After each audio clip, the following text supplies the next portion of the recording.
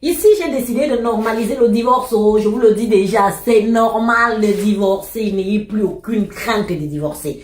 Vous savez ça? Pourquoi? Parce qu'il y a nos mamans là, depuis des années en Afrique, on ne doit pas divorcer. C'est tabou de divorcer. J'ai envie de te dire que j'ai décidé que le divorce désormais sera célébré au même titre que le mariage. Regardez, oh, je n'avais pas le même éclat étant dans le foyer. Hein. Pourquoi? Parce qu'on m'a dit depuis toute petite que quand tu es marié, il faut que tu respectes ton mari, il faut que tu fasses, il faut que tu fasses à manger, que tu dois être la femme parfaite et tout et tout.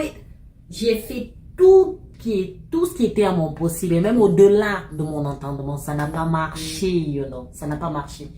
On t'a jamais appris à choisir un homme. On t'a plutôt appris à espérer qu'un homme te choisisse. Et c'est là où tout le bordel commence en fait. Parce que depuis toute petite, on te dit sois belle, sois gentille, comporte-toi bien, apprends à faire à manger, apprends à faire ci, apprends à faire ça. Sois soumise pour qu'un homme t'accepte, pour qu'un homme s'intéresse à toi, pour qu'un homme veuille bien t'épouser, pour qu'un homme puisse entrer dans ta vie, pour qu'un homme te choisisse toi plutôt qu'un autre. Et toute notre énergie, depuis qu'on est plus jeune, a toujours été tournée vers les hommes, plutôt que vers notre propre construction.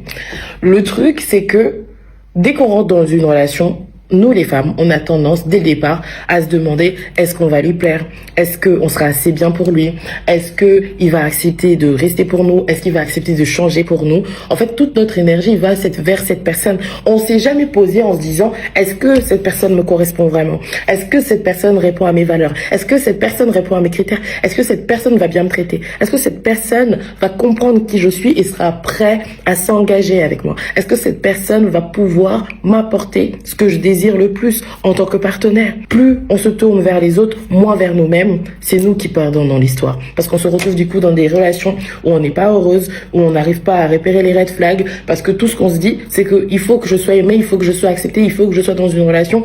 Au bout d'un moment, on se dit, ah là, je commence à avancer, il faut bien que je trouve quelqu'un. Je peux t'assurer que depuis que j'ai fait mon travail intérieur et que j'ai décidé que désormais c'était moi qui choisissais, je peux te dire que les profils que j'avais en face de moi étaient totalement différents et bien meilleurs. Et au final, j'ai choisi le meilleur, l'homme qui partage ma vie en ce moment. Tout ça pour te dire que quand il y a ce changement cette inversion, ce changement d'énergie, les hommes le sentent. Les hommes le sentent, ils captent la dynamique, ils captent très bien que tu n'es plus la même femme, que tu n'es plus la même personne. Et les nouveaux hommes qui te connaissaient pas auparavant arrivent à ressentir dès le départ que non, là on rigole pas, là on joue pas. Là c'est soit je fais ça, soit en fait elle va passer sa route, soit en fait je passe mon chemin, tout simplement. Et dès le départ ça donne le là. Je ne parle pas ici de technique de séduction, hein, je veux bien que ce soit clair. Mais je parle d'une femme qui décide enfin de comprendre que son temps, son amour, son énergie, son corps, ce sont des choses tellement précieuses qu'elles ne peuvent pas être données comme ça et à des personnes qui ne le méritent surtout pas. Si tu décides à partir d'aujourd'hui de devenir celle qui choisit au lieu d'attendre d'être choisie, laisse un petit commentaire.